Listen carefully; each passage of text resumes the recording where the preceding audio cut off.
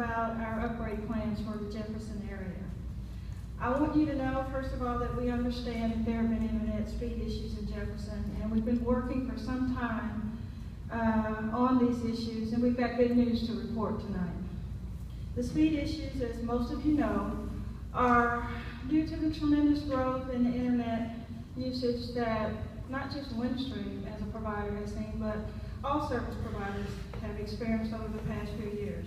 And that growth has come in a couple of ways. First, the devices that are connecting to the internet. There are more devices than ever. The PCs, smartphones, and tablets, all of these things are connecting to the internet. And secondly, these devices are consuming more bandwidth, more streaming video, more gaming, more sharing large files. So these two things together have created congestion in our network and led to some of the problems that I think you all are experiencing here. I'm pleased to report tonight that Windstream is near the end of a 2-year project to upgrade the network here in Jefferson to relieve the congestion and address the speed issues. Here's the good news. 63% of customers here have been upgraded. And you'll see later on the map, we have a map here of our Jefferson exchange that includes the city of Jefferson and then some unincorporated areas, some outlying areas also, those 63%. Even better, by the end of September of this year, 100% of customers here will be upgraded to eliminate the congestion issues that you've been experiencing. We wish we could have done it sooner, but the upgrades are complex, costly, time-consuming, particularly in rural areas, as you'll hear later on when you hear a presentation from our engineer about how our network is built. With all that said, I'm going to walk you through our brief slide presentation just to give you an overview of Windstream, who we are, and then who we are here in Jefferson. So this is, and I don't know how well everybody can see that, this is a map that shows our national footprint of Windstream. Windstream operates in 48 states. We have 118,000 miles of fiber, 27 data centers, and over 13,000 employees nationwide. We'll go to the next slide, John. This is a snapshot of Windstream in the state of Georgia. So in the state of Georgia, all that green area is our service territory area across Georgia, which equates to over 372,000 lines, over 9,000 miles of fiber, 73 million in CapEx in last year, 36.7 million in taxes, a little over 1,000 employees, and $62.7 million payroll. So that gives you an idea of the size of our operations here in the state. Now this map is a very high view of the Georgia network. You don't see Jefferson on the map, but you see Commerce, and you see some other places. Those are places where your broadband traffic aggregates. So for Jefferson, the traffic that comes out of Jefferson, the internet traffic, aggregates in Commerce, and from Commerce it goes to Atlanta, and from Atlanta then it goes out on the World Wide Web. And our engineer, William Martin, will come after me and explain in more detail exactly what's happening here in Georgia. But if you look at this picture, it shows you that there's really no issue getting the traffic out of Atlanta into the world. The issue, the congestion, starts here with the DSLAMs. And I'm not the technical person, so I'll let William explain to you what the DSLAM is and the layers of our network. But that's really where the congestion issue starts, and then it builds from there into different layers of our network. So once it gets to Commerce and to Atlanta and goes out, we have no issues there. Again, our issue in Jefferson, network congestion caused by explosive growth in internet usage. The solution, we're upgrading the DSLAMs to Gig E service here in Jefferson. So that's all of the DSLAMs in Jefferson. We're also installing 2 new, what we call VRAS units in Commerce. Remember, I said Commerce is where your traffic aggregates. So we're installing new equipment in Commerce to help eliminate some of that congestion. And then we're going to migrate customers over to the new network. And all of that is a process that we're going through that at the end of September 30th will actually account for 100% of customers being upgraded to new equipment, which we believe will eliminate all of the congestion that is going to take place here, that's taking place right now here in Jefferson.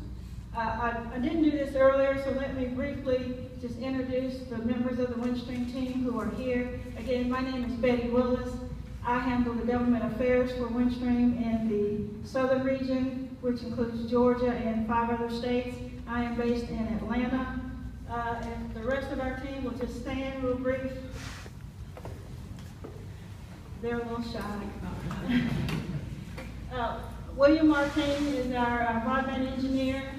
We have Craig Intro, which many of you are familiar with, who handles our sales for this region. We also have Scott Morris from our corporate affairs office. We have Joey Woodfield, who is our area manager, which includes part of Northeast Georgia. And we have John Cheek, who is VP of operations, which includes Georgia.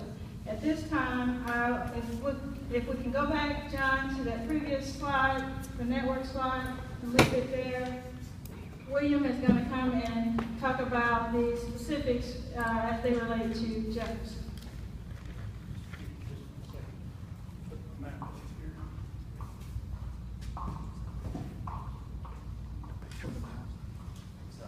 I can get a picture.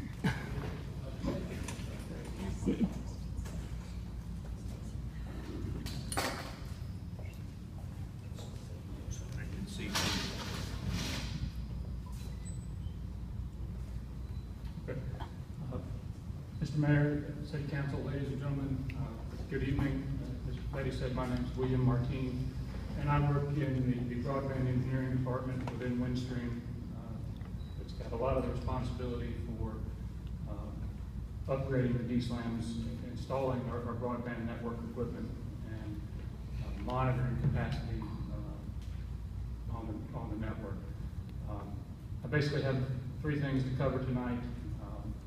How Windstream designs networks, both on an overall high-level generic standpoint, and then I'll address the map and talk about some specifics on Jefferson's network. Can you turn that towards you? Thank you, sir. There we go. Then I'll talk about some of the specifics that we have in progress, the upgrades that we have in progress, the technology that we're using for the upgrades, and then I'll discuss a timeline to complete those upgrades. Betty covered a lot of this high level.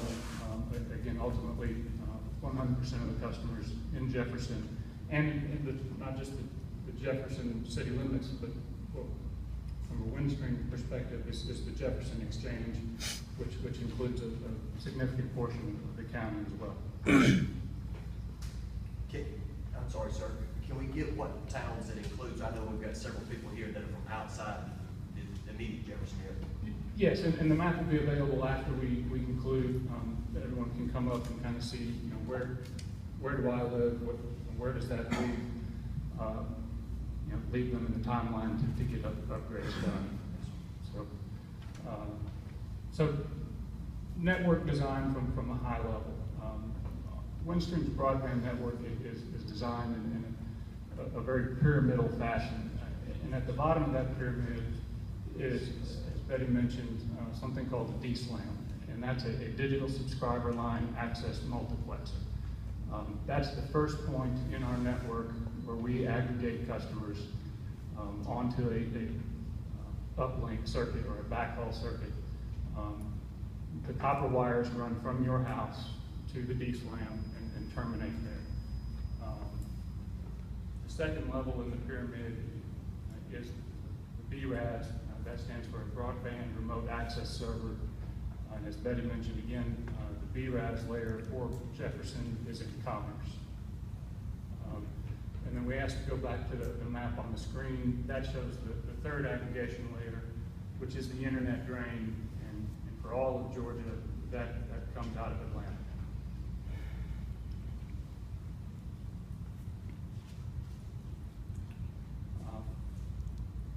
I'm not sure if you can hear me if I go up to the map.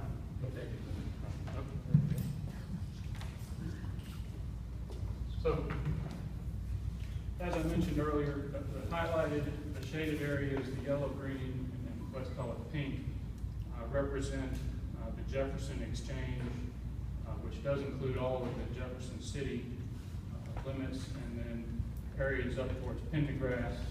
This is moving over towards Nicholson, I believe it is. And what the colors represent and the various sections on the map are what Windstream refers to as a customer serving area. And that is basically an area served by one or two or multiple DSLAMs all in the same location, all accessing the same copper wire section plant that goes to a neighborhood or to a couple of neighborhoods. All of these DSLAMs then, as I mentioned, aggregate to the BRAS in Commerce, Georgia. And we've already installed 2 new BRASs in Commerce. These systems are up and operating, and we've started the process of migrating customers to them. All right.